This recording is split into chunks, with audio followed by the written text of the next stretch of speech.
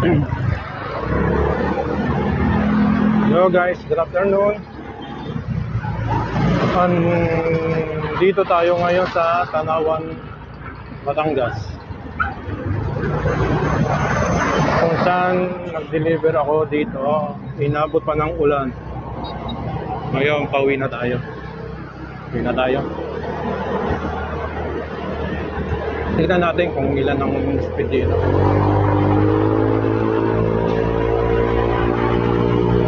Malakas ba? Maganda.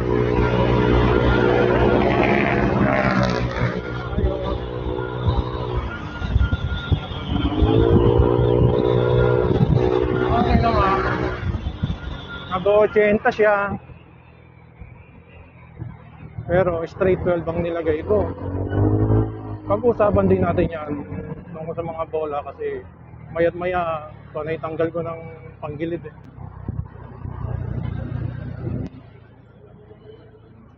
Opya, money popcorn. Itong nasa kanan, papuntang Chao. Dito tayo. Wala naman tayo pupuntahan sa Chao. Yun mo yung click na yan, no? Di makaabot sa akin kanina eh.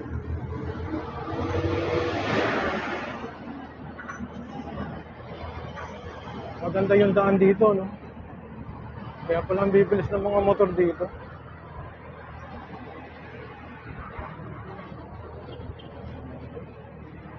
Basang-basa yung tao. Pati face mask ko.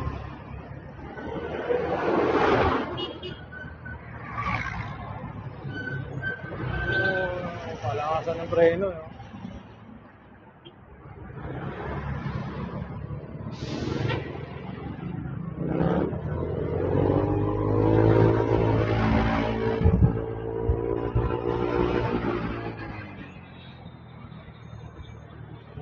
Kailangan matalas yung mga mata mo rito.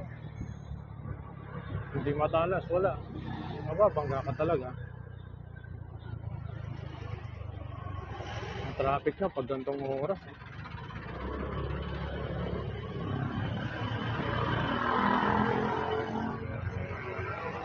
Buti nga, di nagalit si ate. Kasi late na ako.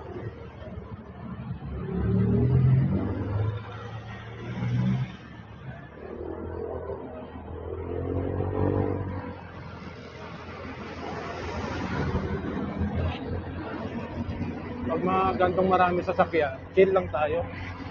Ayoko ng paspas. Lagi na ako baka mahirap na. Huwag masyadong maging kamote sa daan. Yan ang tatandaan natin. Diba? Kailangan mo sila. Diba? May malalaki. Diba? Kailangan mo sila.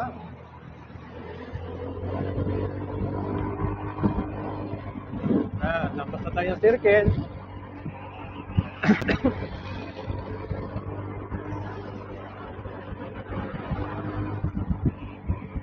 Naambon na naman po mga katupik. Opya, pag mga ganyan alangan na eh. Siyempre mauna na yung mga yan. Magbibigyan mo rin paminsan-minsan. Kaya tulad yan. Yung isang kotse ayaw manda, pinagbigyan na eh. Magbibigyan mo rin yung sarili mo.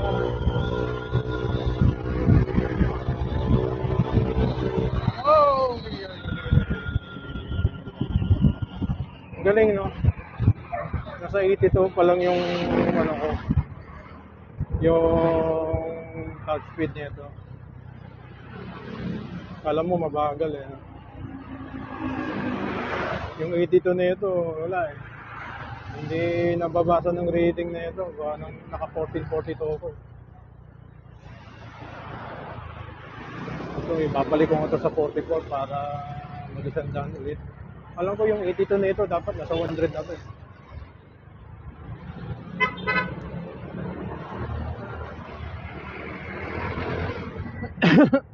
Kasi yung gumagamit ng 42 gearing, mga katupay, ang gumagamit. Mga kargado. Eh, hindi naman kargado hindi naman kargado ang scooter ko.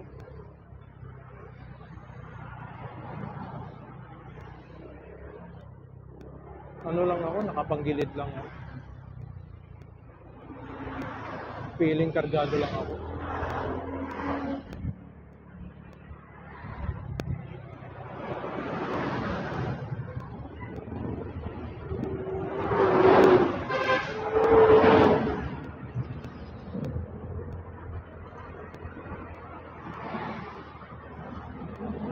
Yung mga ganyan, pagbibigyan mo.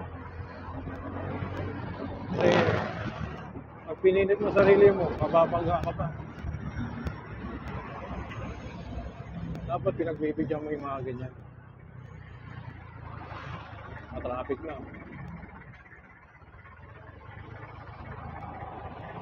Kanina ko pa naamoy itong amoy mapanghe. Ito. Mukhang helmet ko yata ang inihian ng pusa. Kadiri.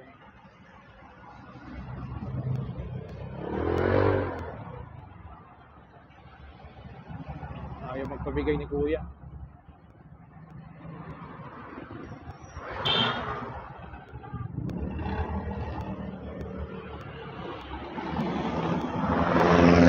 Mga ganyan, ayaw magpabigay. Hayaan mo sila. Maitim naman singit ng mga yan.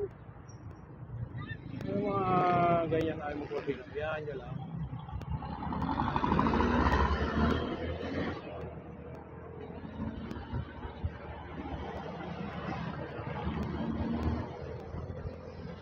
Tulad yan, no? Natuyo lang yung kalsada, nawala lang yung ulan, puro pulis na sa gilid. Diba? Mas maganda kasi yung nakaulan lagi para walang pulis.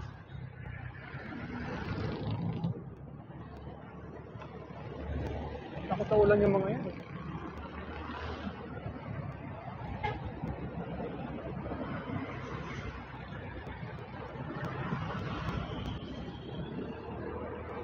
Bibigyan mo yung mga ganyan. Kasi sila daw may-ari ng kalsada. Tuloy-tuloy ko, nakita mo. Gusto agad.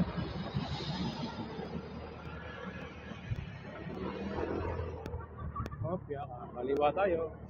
Okay.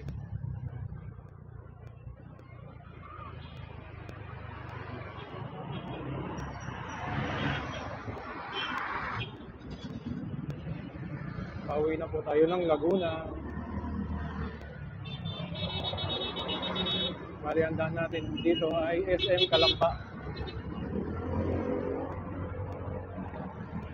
SM Calamba.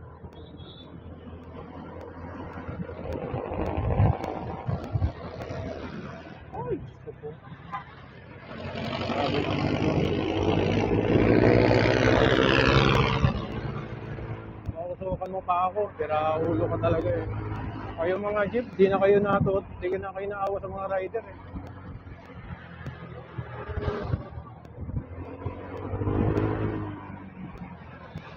Nakita nyo mabilis, bibilisan nyo rin. Hindi nyo inaalala yung mga pasayero nyo. Mga engot talaga kayo.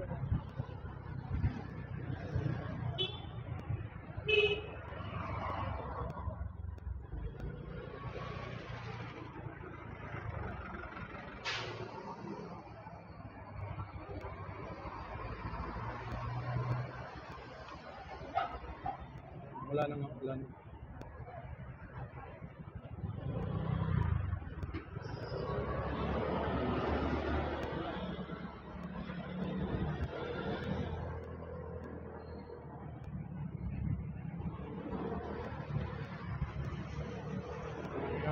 Tulad niya rider na yan, makulit din yan.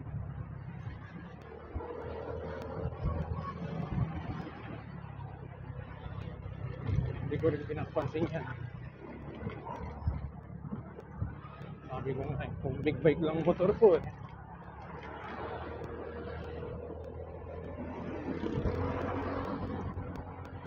Gagawin ko ng tuldok yan mga yan.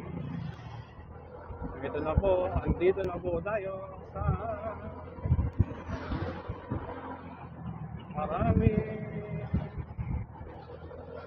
maligayang paglalakbay. Salamat. Galing. Wilcom Depot, Batangas. Ngayon, nandito na tayo sa Calamba. Welcome to Calamba.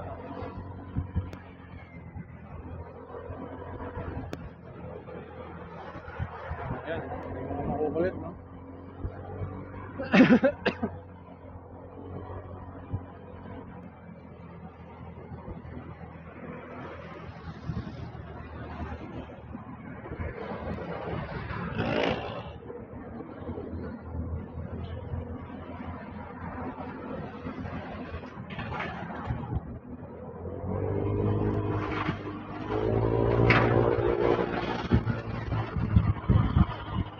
Kailangan unahan natin yung truck.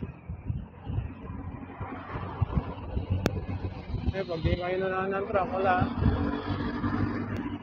Tulad niya, kamote. Mabilis na siya niyan. Kala ko, diretso ka eh.